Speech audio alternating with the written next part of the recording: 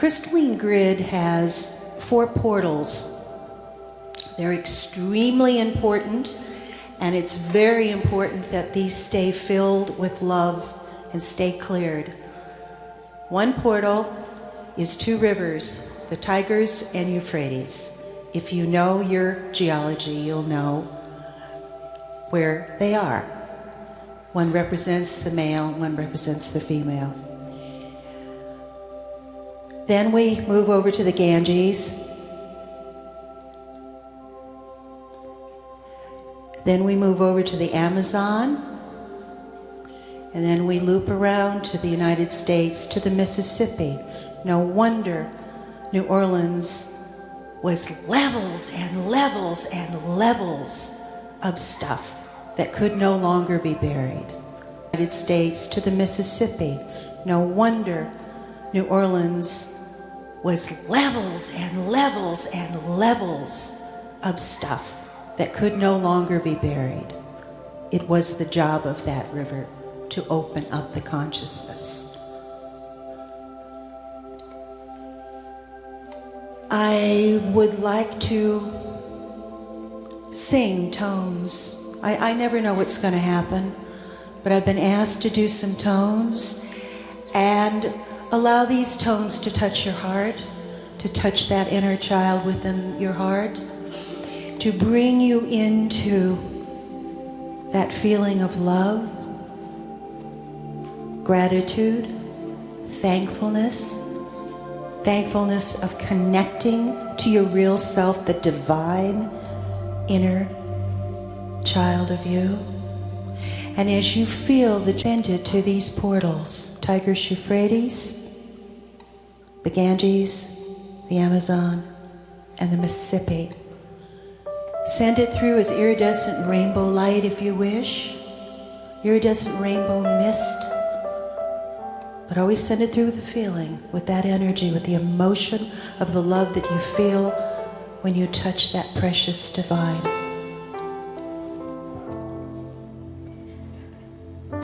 And start feeling true self-love.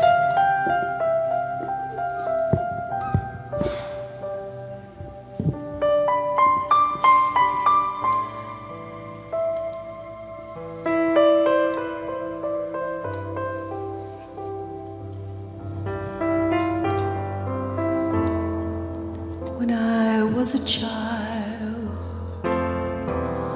I thought like a child. Then I awoke one day to a different world, a world where there were no smiles. And I said to the stars, who I am doesn't feel the way it did when I walked as a child. My heart would smile. We would join hands. We would walk through the grass to the top of the hills. We would see the sun come up. We would join hands. We would walk through the grass to the top of the hills. We would see the sun come up. We would see the moon come up. We'd see the creatures and the stars, the symbols saying, we're all one, we're all together. So I pray the child in me is allowed to come up.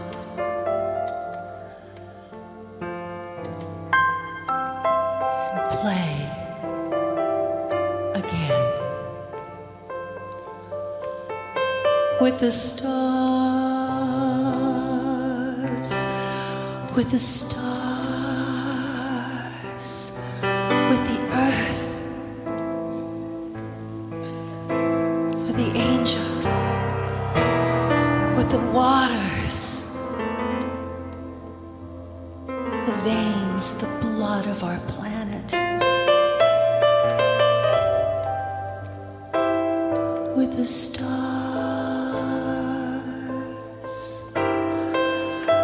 with the stars,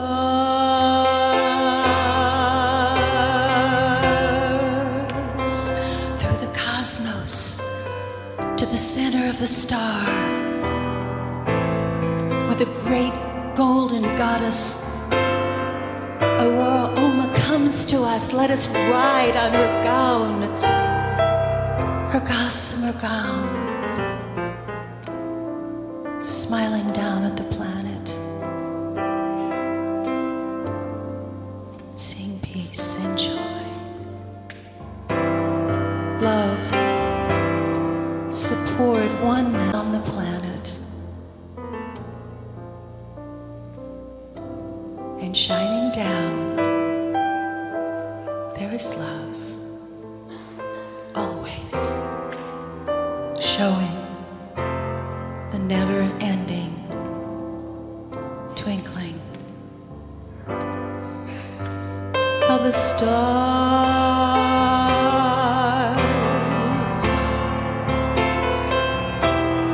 of the stars,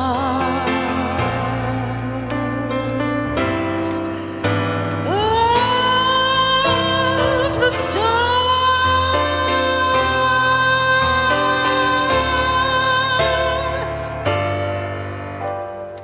stars.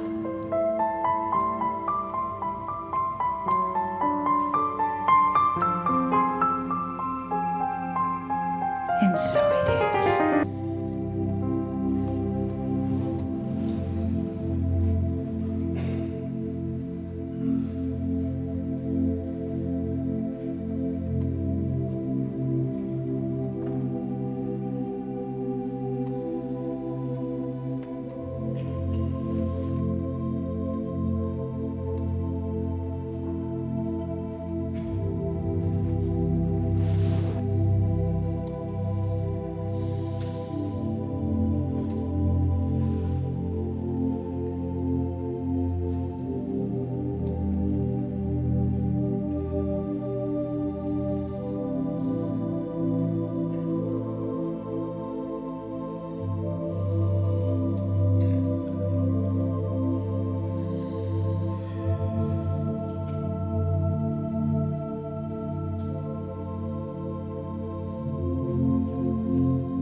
Greetings.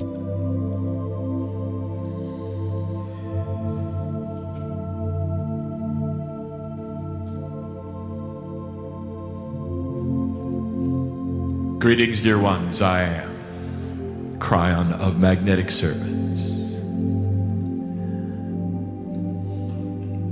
Indeed, there are those who felt us as they walked into this space this morning.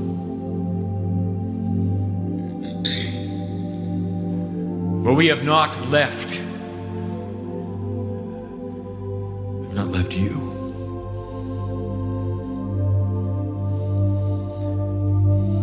It is so important that you understand the overview of everything that has transpired in 2 days. Do you feel the unity here? The overview of everything that has transpired in 2 days. Do you feel the unity here? Can you feel the unity with the strangers that have come here from faraway places? All of those who are here, 600, you couldn't meet each other. You met some, but you couldn't meet them all, but you have in some way touched hearts collectively. And you held the hands of one another, and the room had one purpose.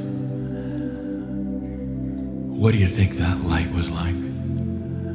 What do you think that light was like? And some of you to this day wonder whether God knows who you are in your life. And that is said in a way that is so honoring and so loving. Ready are we to be what you need.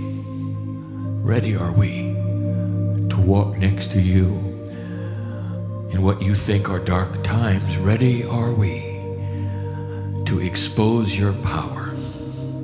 Ready are we to start helping you to write the chapter and verse about the next phase of your life. Ready are we to walk out with you in a different way than you walked in. Ready are we to take your hand like we never have before. Perhaps you got messages. We'll speak more of this in a minute. Take your hand like we never have before. Perhaps you got messages. We'll speak more of this in a minute. My partner is apprehensive. He normally is not. We speak of love. We speak of the things that he is so commonly involved in the channelings. And now we speak of science. And we use his engineering brain and his logic and his clear channel to bring you things that we wish you to hear. And so let me talk to him at this moment and say, dear partner, relax. For we're going to go. And so let me talk to him at this moment and say, dear partner, relax. For we're going to go slow in a teaching mode. We're going to give you the words that you will understand, the information that will make sense, but go slow. Go slow. There are those of you who would say, why would we do such a thing? You've come for words about the esoteric and we gave them to you. In the channeling before this, seemingly a moment ago to me, we now complement it with the other side. Science you need to hear. Things of which we have spoken before sometimes meld into things we have never spoken of to give you simply the truth about physics. And some you have. We bring you these things in this way for a reason. The first of which is that we wish to have this archived, so that someday there will be those who would pull out this transcription and they will compare it to what science has discovered, and they will see that there is a confluence of truth. And they will have to then say, this was real. This was not a human being on stage entertaining the crowd and guessing about science, because these are high ideas that will translate to the pages of your textbooks eventually. You see, and tie it up correctly. I told you that I would explain astrology. And in order to do so, I am going to take you through a little bit of science about your biology that you need to know. For it relates not only to astrology, but to almost everything else that is going on with you and the planet. Cryon of magnetic service. Your DNA is complex. It is beautiful. Every single piece of it is there for a reason. There is no junk. There is no waste. It is beautifully designed. What seems to be random and chaotic is not, for the system lays very in the interdimensional framework of those who work with those Beautiful, beautiful strands. Nothing is wasted. But in 3 dimensions, you see the double helix. And for many, many years, you have seen it as a strand. A strand by itself, responsible for the genealogy, for all of the things that you are. Recently, in your science, a discovery was made that seemed to be passed over, which in its essence is probably one of the most profound discoveries that ties you and the magnetic grid together. At the ends of the strands of DNA are the telomeres. Discoveries that ties you and the magnetic grid together. At the ends of the strands of DNA are the telomeres. These long strands would seem to do nothing but shorten as you age. A copy of a copy of a copy. Responsible perhaps for what you think is your demise. But then science discovered something, that the telomeres actually were connected together. It took a while to see, for it was a very fine connection. This gave you 2 bits of information. Number 1, the telomeres don't really shorten. The loop that DNA is gets smaller.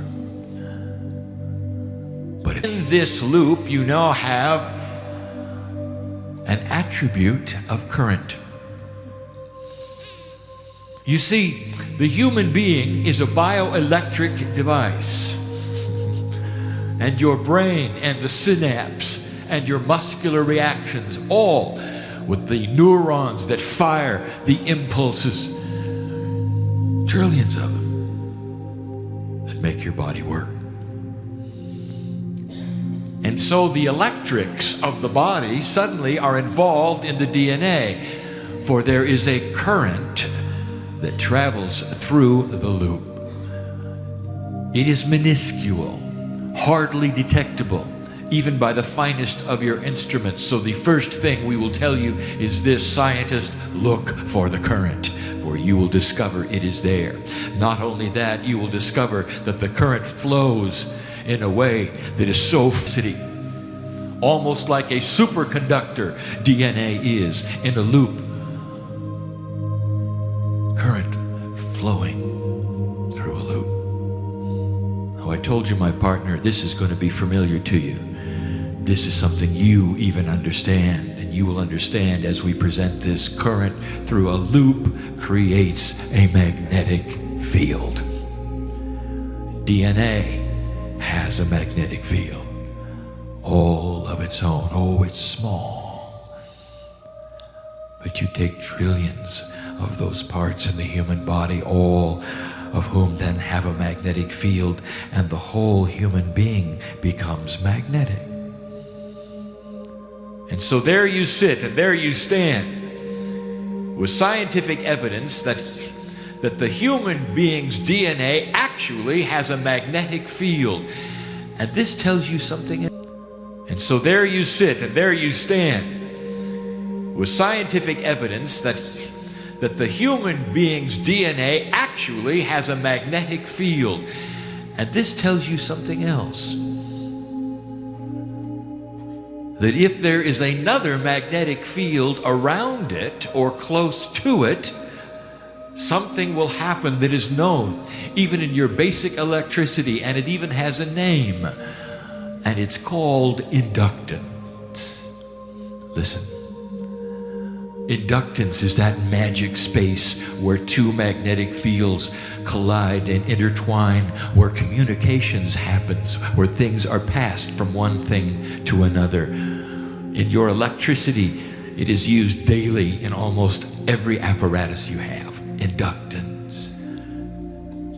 Through the seemingly thin air, one magnetic field transformation to another. Some of these things are designed, like your DNA, for instance. And the magnetic field that your DNA has inductance with is the magnetic field of Earth.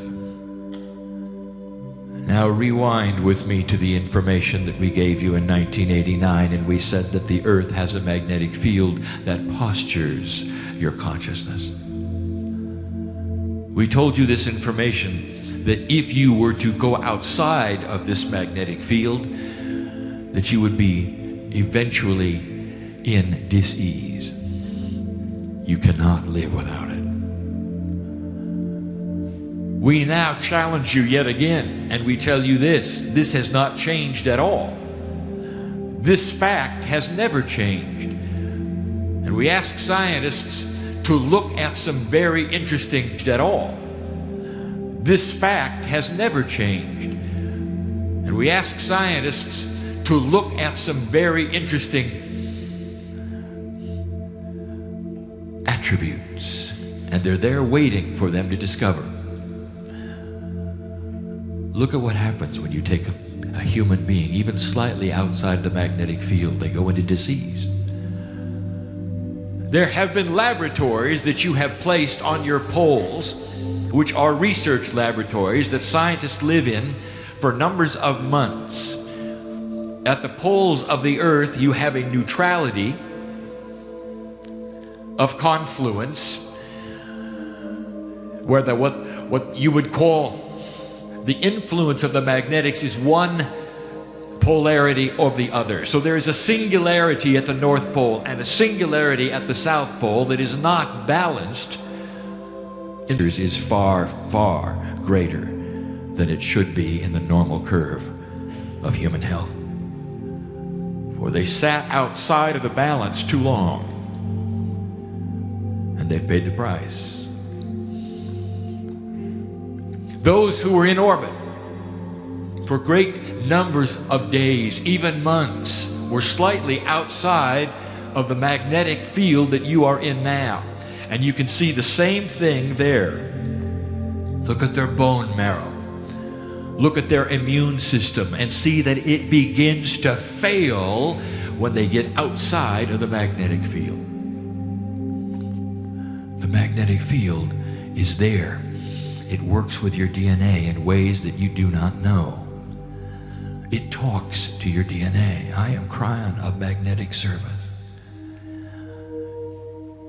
1989, I told you that the magnetic grid would move DNA in ways that you do not know. It talks to your DNA. I am crying of magnetic service. 1989, I told you that the magnetic grid would move more in 10 years than it had in the last 100, and it did. On its way, some say, to be involved in the flipping yet again. But not yet, and not quite. But it moved. And I'll tell you why it moved, because the consciousness of this planet moved it. That's why it moved. After the harmonic convergence, that's when it moved. No coincidence. It moved in order to posture your enlightenment. That's why it moved. It moved so that there would be an awakening of the planet. That's why it moved, and there is, and there has been no coincidence. It moved in order to posture your enlightenment. That's why it moved. It moved so that there would be an awakening of the planet. That's why it moved, and there is, and there has been an intuition shift of so many all over the planet asking, isn't there more than I've been told? And there's another place on the planet that's difficult to live. There has to be, and that's at the null point. At the equator, and portions of it, because the magnetic grid is not consistent and it's not linear. There are parts where it's greater and parts where it's lesser. It doesn't follow exactly the equatorial line. It goes above and below. And that has been mapped for you, and your scientists know where that null point is. And I will now... grid, and because DNA receives information of balance. We told you 18 years ago, do you want to know where to go where it's more comfortable for the light worker? Go to where it's cooler. And that's not at the equator. Now do you understand why we said what we said?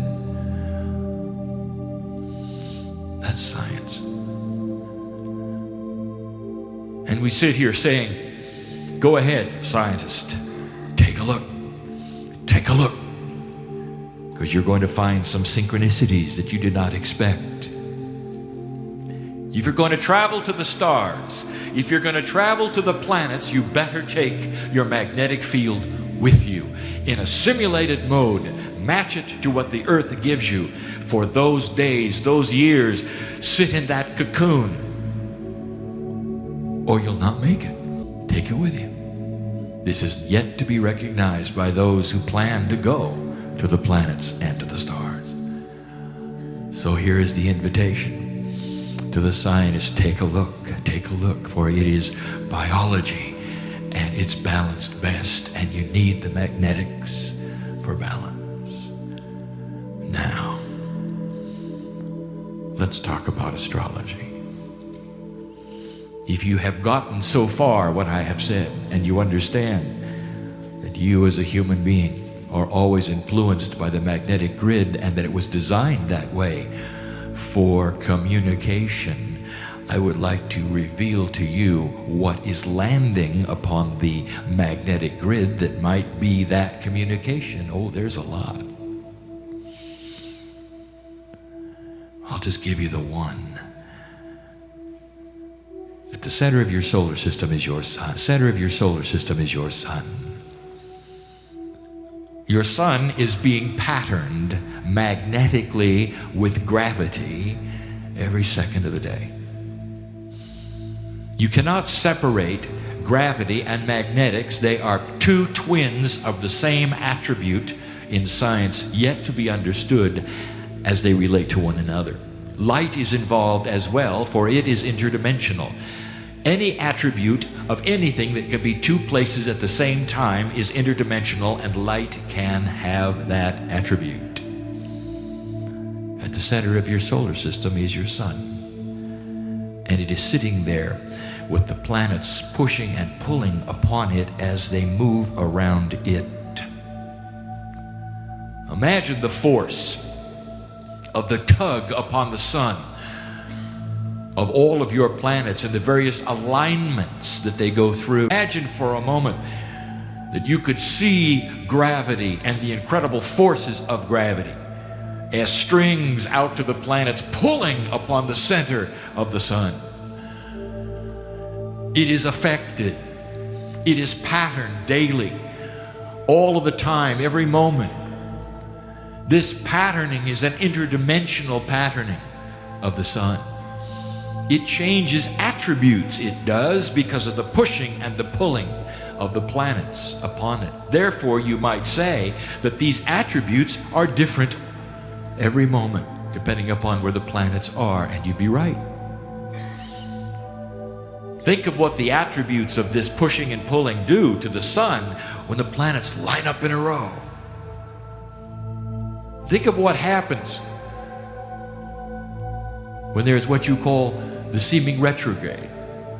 Think of what happens with the patterning, interdimensional, that is magnetic, that even affects time.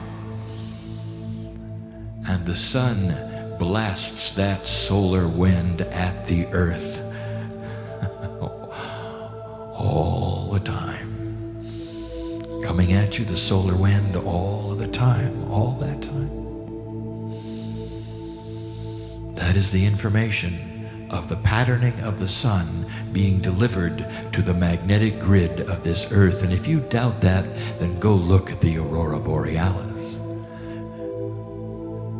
For that is the name given to the light show of the solar wind as it hits the magnetic grid, as it delivers the information of the patterning of the sun.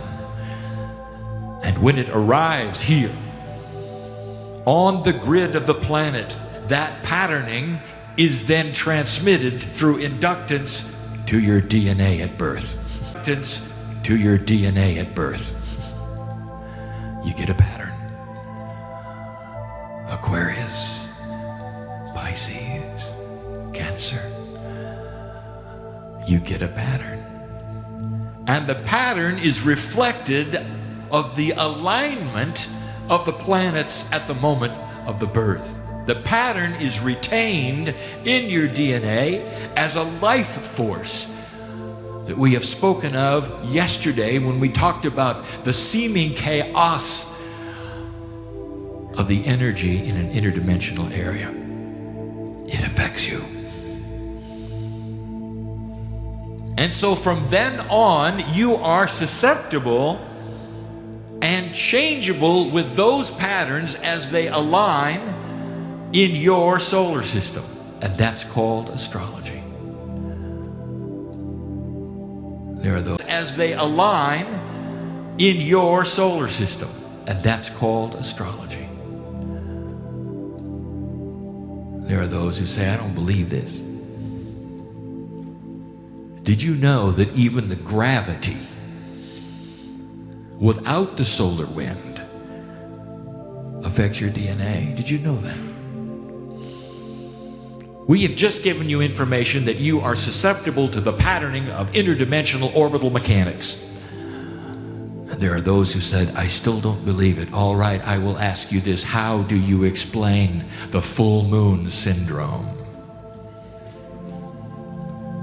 Why is it that police forces all over the globe decide to put on extra help on the full moon? And there are some that say, well, that's easy. You see, it's lighter then. And we say, as though it were not the night before, put on extra help on the full moon. And there are some that say, well, that's easy. You see, it's lighter then. And we say, as though it were not the night before or the night after. More trouble when there's more light. No, no, no. Oh, ask the hospitals, they know. Those who clean up the messes and the accidents, they know the full moon is a difficult time. Now go explain that. And I will tell you it is because, dear human being, you are susceptible to the movement of the planets, even your own moon, which has no solar wind, because it is so close to you. Even that interdimensional tug of the gravity of the moon puts you into the cycles. You are allied with Gaia. You are part of the system. Can you ever deny such a thing? That's at it. They will tell you about it in their own way. And then there are the astrologers who will smile a lot.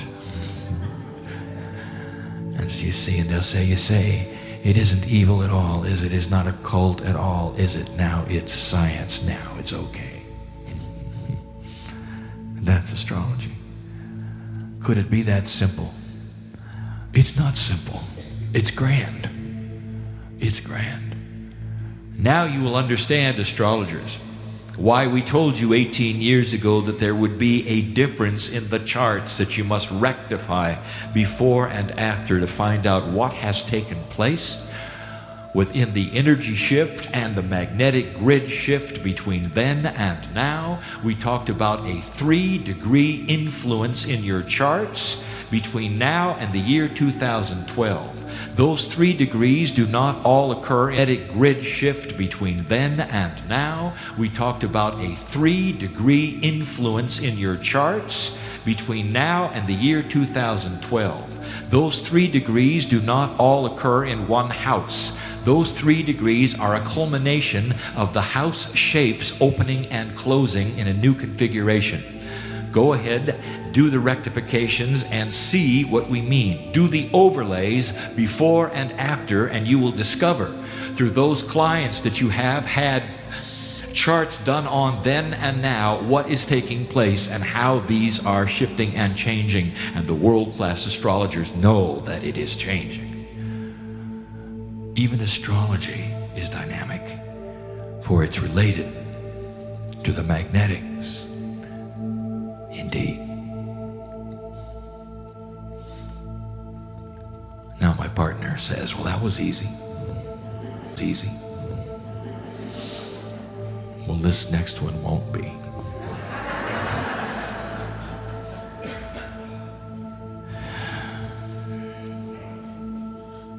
For now we speak of physics.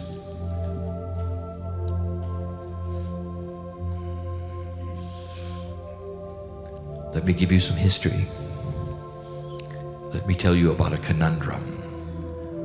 Let me tell you what science has done with the conundrum. Then let me tell you some things that we have never said before. It's a beautiful law, it is. And Newton designed it. It is a law that is responsible for all of the orbital mechanics in your solar system. Explains them all, it does. It is the second law of Newton. It is a description, careful. It is a description in its fundamental formulation of force, matter, and acceleration. And these fundamentals explain the movements of the planets, the movements and inertia of motion on all parts of the earth so well that it's responsible for the calculations of you sending satellites up, ships throughout the solar system, all of the math so centered around Newton's second law. It works. And if you've noticed in your own solar system, and if you're into astronomy, you will see what Newton saw. And that is that the planets which are further away from the gravitational influence slower. And that the planets that are closer to the sun because of the influence and the orbital mechanics and the force, matter, and acceleration formula travel faster. And this holds true and has held true until your science discovered some problems. The first thing that raised its head was when the particles became too small, the law broke down. It didn't follow the rules anymore. When you got into atomic structure, it was different.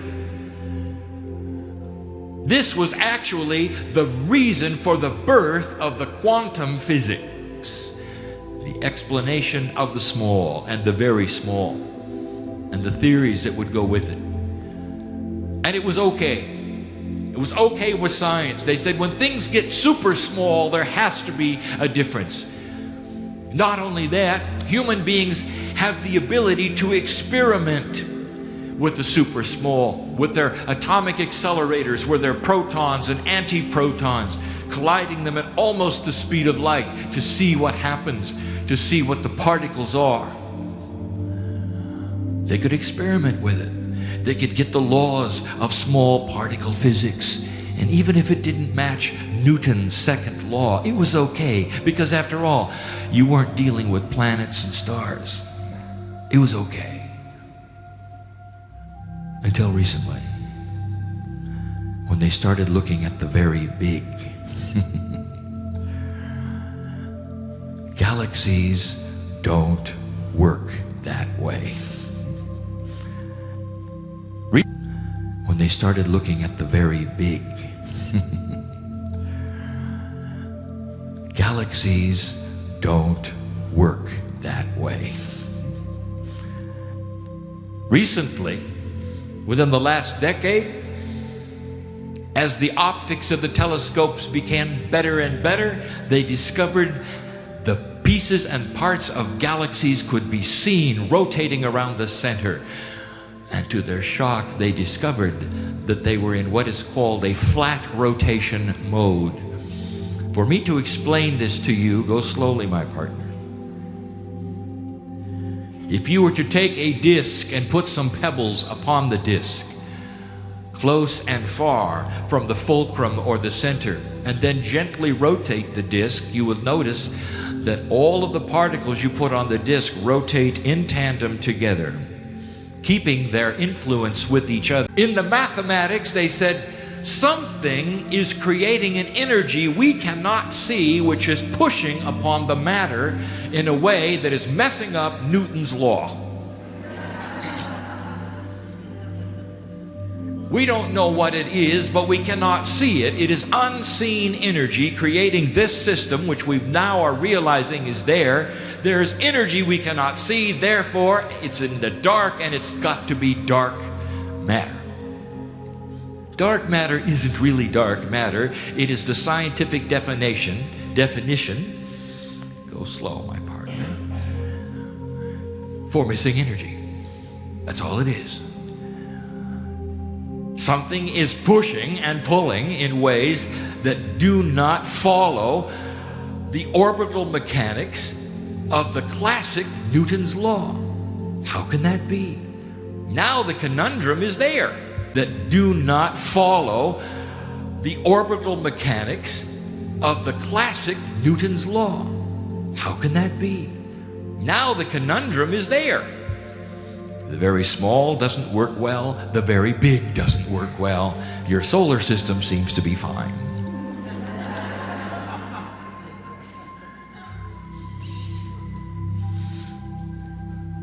Somebody's working on this right now.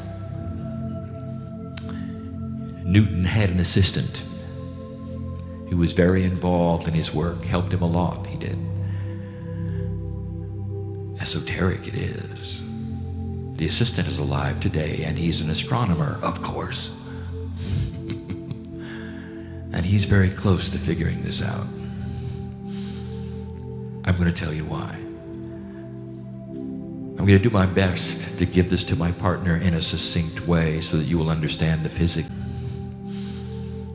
I'm going to tell you why. I'm going to do my best to give this to my partner in a succinct way so that you will understand the physics. This has never been revealed in this fashion. You're close to discovery. It's in the ethers. I am not giving you anything that human free choice is not going to discover on its own. It's in the ethers. It is delivered to you. It is ready for you to find this, physicist, but you're going to run up against a whole lot of resistance. And I'll tell you why. Because you're going to have to rewrite and add unto the four forces of the universe. As known by physics, I will give you the names of the four forces and what they're called. I will not explain them, for this is not the venue for that. Listen to what the scientists have said are the only four forces that control everything. Four forces that control everything. The first is gravity. This is known as a weak force. The second is electromagnetics. This is known as the strong force. They are a pair. And the next two, one is known as the weak nuclear force. The fourth is known as the strong nuclear force. Those four supposedly are responsible for everything that happens. And now suddenly there is a conundrum. There's missing energy. Does that not tell you perhaps those four forces might be six? And they are. I want you to take a look at nature. On your planet, take a look at nature. Almost everything comes up in the factors of 12. Mathematician, you know what the factors of 12 are. The most common factors of 12 that you see in nature are 3, 4, and 6. When you crystallize water on its own, it comes up with 6 arms. The crystallization formations are base 12 or the factors of 12.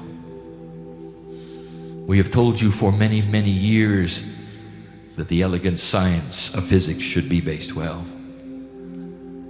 It is an interdimensional math that comes up with a zero that doesn't mean nothing or infinity. A zero means the potentials of all the answers probable. It's not an empirical math. And yet this math will bring you some realizations when you get it. For instance, does it make sense to you that one of the most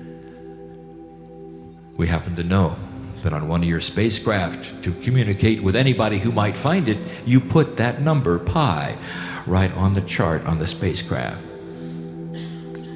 It's like a communication in math. In case any intelligent life force should find it, they would then say, oh, you have pi. You must be intelligent. Let me tell you what an intelligent society will know when they see that. They will look at it and they go, these people are flying in space. They don't even have base 12. Look what they think pi is. They must still be in base 10. There's got to be 6 forces. And there is.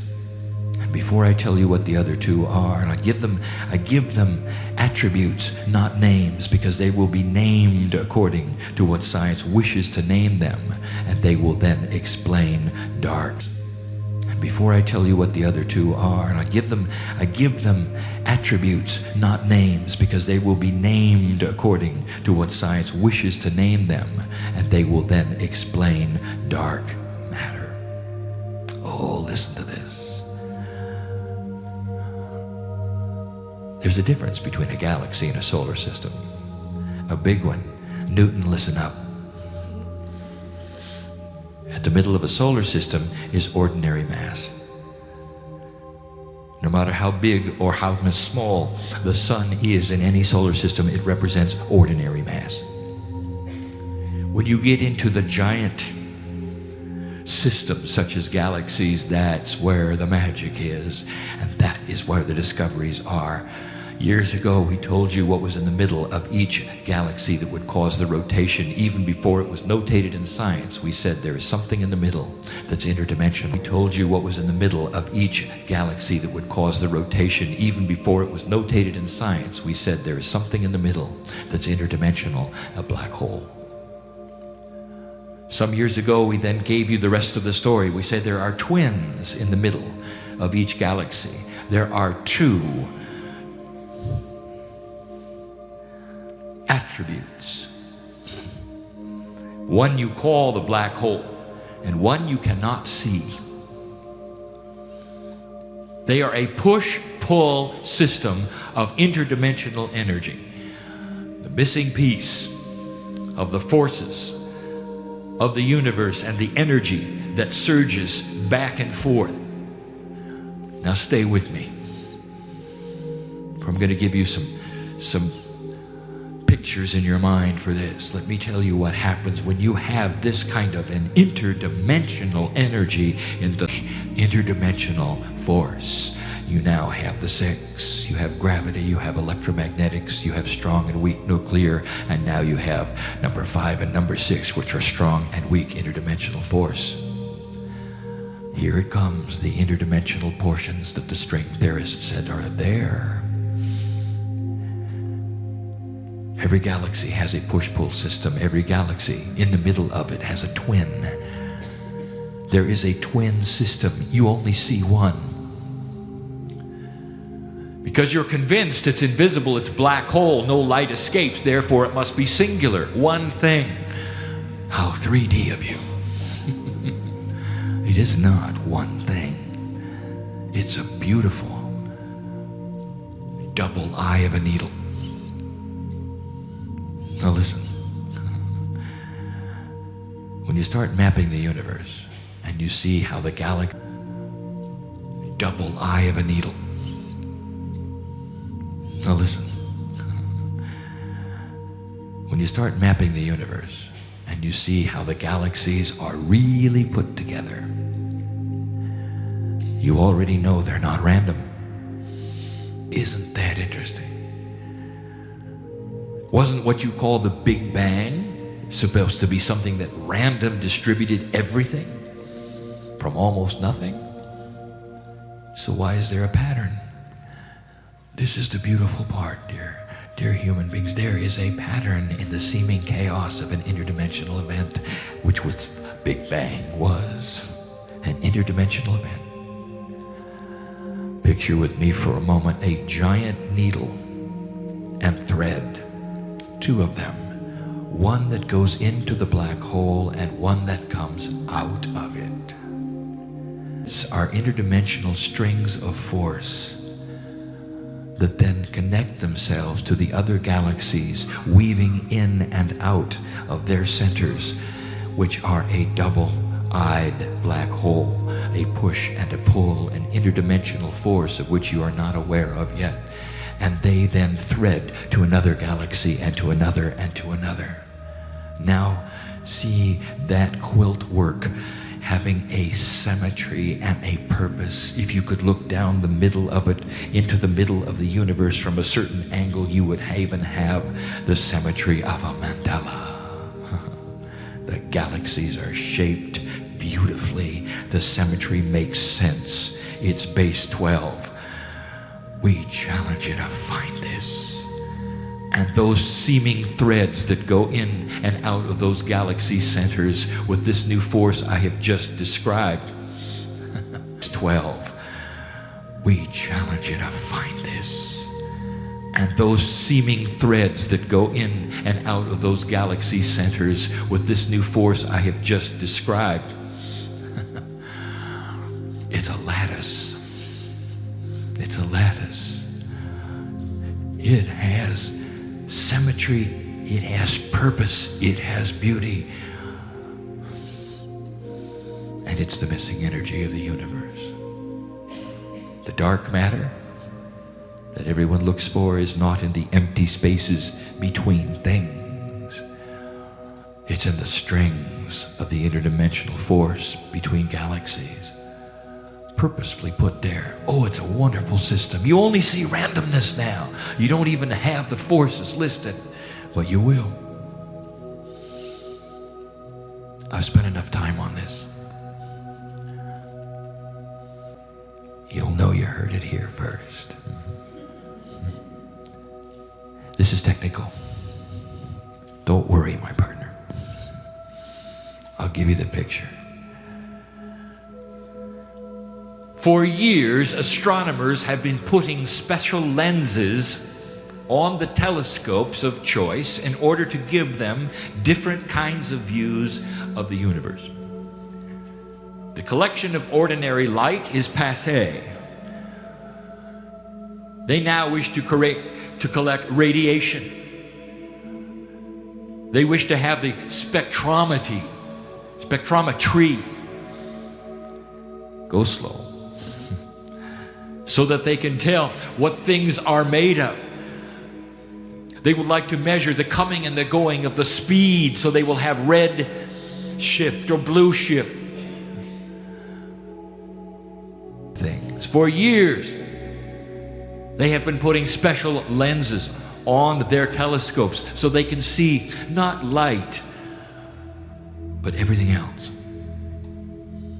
Wouldn't it be wonderful if someone came up with an interdimensional lens? And if you could, what would you see? You'd see exactly what I've described.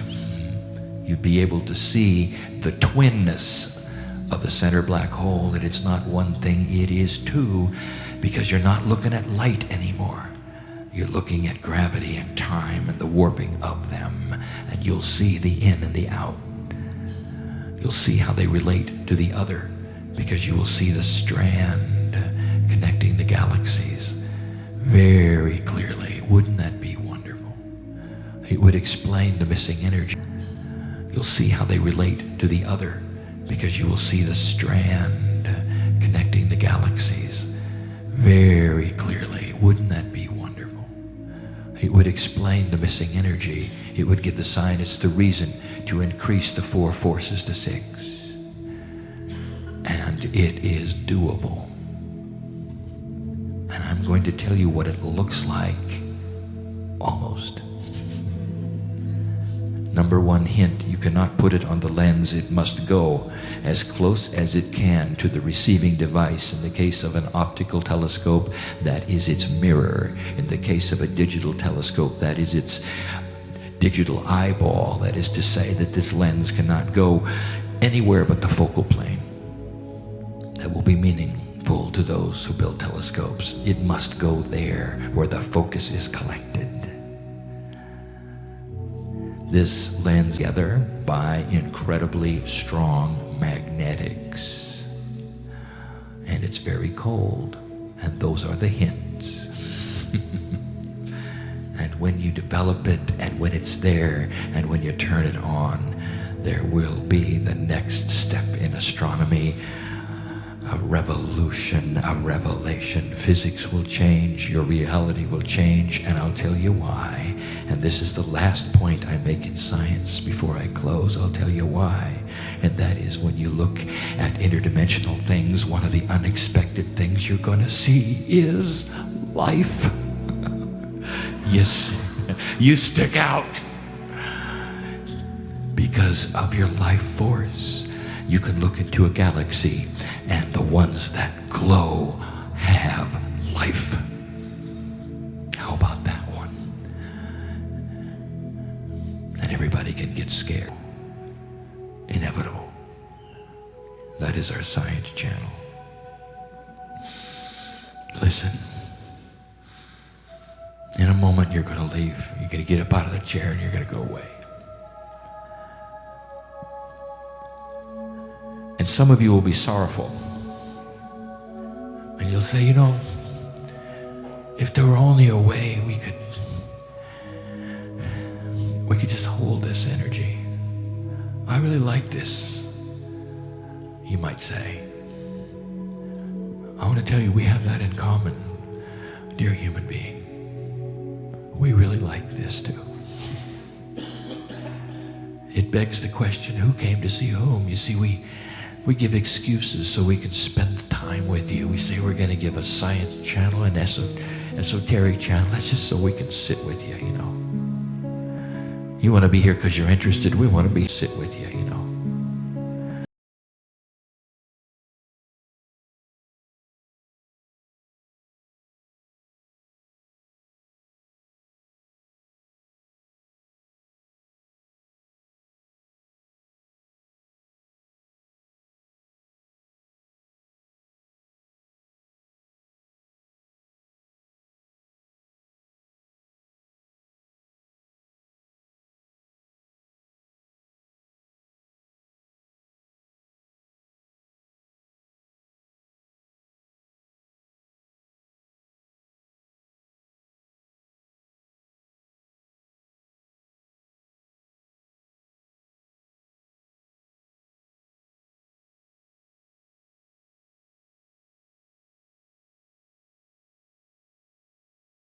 And then smile when you feel it. There are those in this room who know what I'm speaking of, who know when they... And then smile when you feel it. There are those in this room who